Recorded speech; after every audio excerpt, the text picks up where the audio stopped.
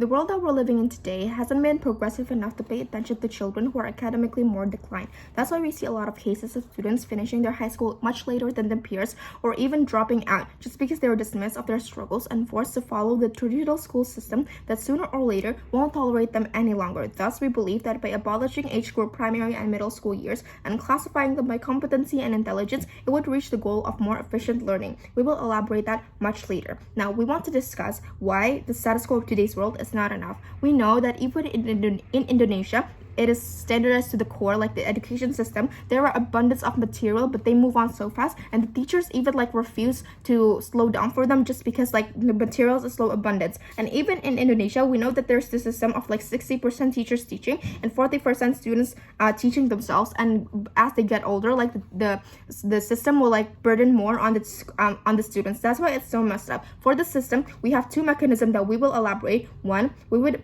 be doing an evaluation test on these children before they enter primary and middle school, and with primarily the test consists of scholastic, cognitive, and lastly sci-tech tests with programs standardized to the measurements of each country. Two, once the test is done, we will assess capable teachers to be teaching them based on their competency and intelligence, and most importantly their needs.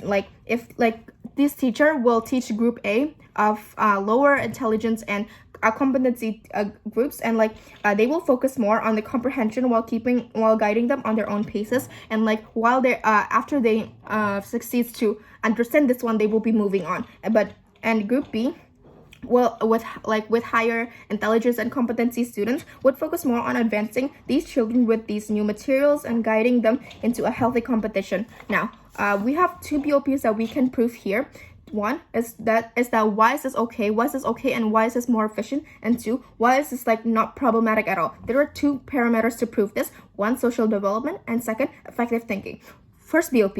Why is this okay, and why is this case more efficient for the school, for the education of these children? One, the problem that we often encounter in students is they being left behind by their peers, and they don't feel like their skills are equal to other kids, and the schooling system refuses to stop and slow down for them.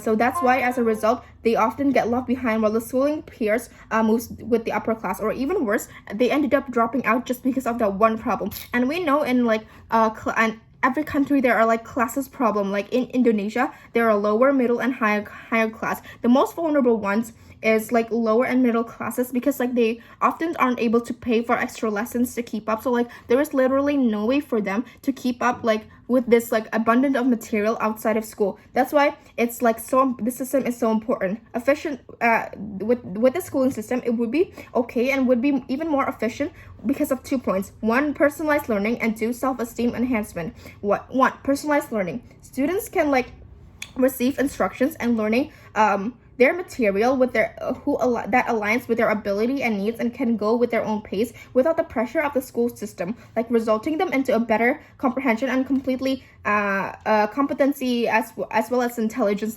Because teachers accommodate them on their strengths and weaknesses, and wait for them, and actually guiding them into into a better comprehension. It would be better for them. But on the other hand, students who are more intelligent and with higher competency can be adjusted to their level of comprehension and can be moving on to more advanced education. They won't be these students, these high intelligence students won't be bored. They won't be unchallenged. Instead, they will be challenged because they surrounded by peers who are at their ability too. And with these new materials keep coming up, they will be more challenged, and it would lead them into a more healthy competition. But second point, self-esteem enhancement.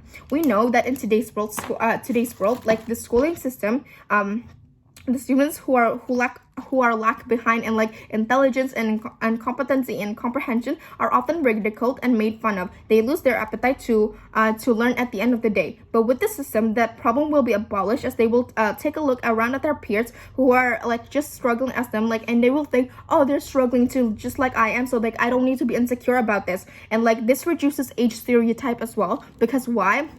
Because with this system being standardized, they won't be having to deal with the assumptions oh, you're this age, you should be able to learn this and this and this. Why aren't you learning this? But with this system, that problem will be abolished, and age stereotype will be will be abolished as well. Now, second of all, they will be like more confident and like at class. They will be more relaxed and comfortable at class because of that. Like they will be more confident at asking questions, giving opinions, or like giving their output and thoughts on group project, etc., etc. They will get, and they will also have like experience and like better experience in socialization, because like they are placed with different age groups like in their class. So like they will have like a better socialization learning, and they will like understand their POVs and struggles and etc., etc. Now, second BOP, why is this like problem like actually inherently not problematic at all?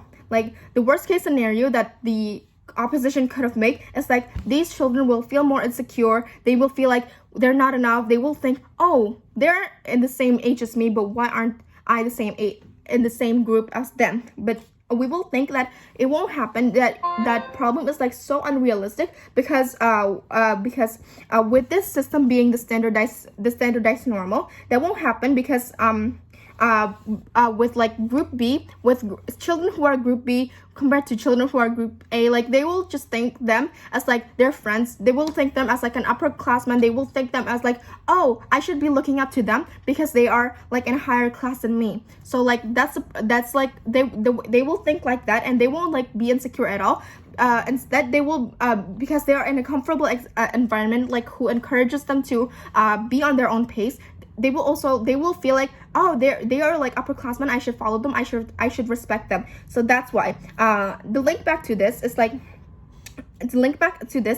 this system is like inherently good and will impact better on the efficiency of the learning of the students, because like we have like personalized learning for these students. We have like their self-esteem enhancement. They will feel more comfortable at class. They will feel more relaxed, more confident and asking questions, etc., etc. But we support the struggling students. We support their needs and their struggles, and we acknowledge it. We help them to the extent of their own capacity, with their own paces, and we provide them a healthy environment, a healthy and comfortable environment, because like they are placed with like the classes of their own ability too. They will like recognize students who have their struggles too, and therefore feel more comfortable and confident and more assured that they can do it too. So that's why we proudly propose on this motion. Thank you.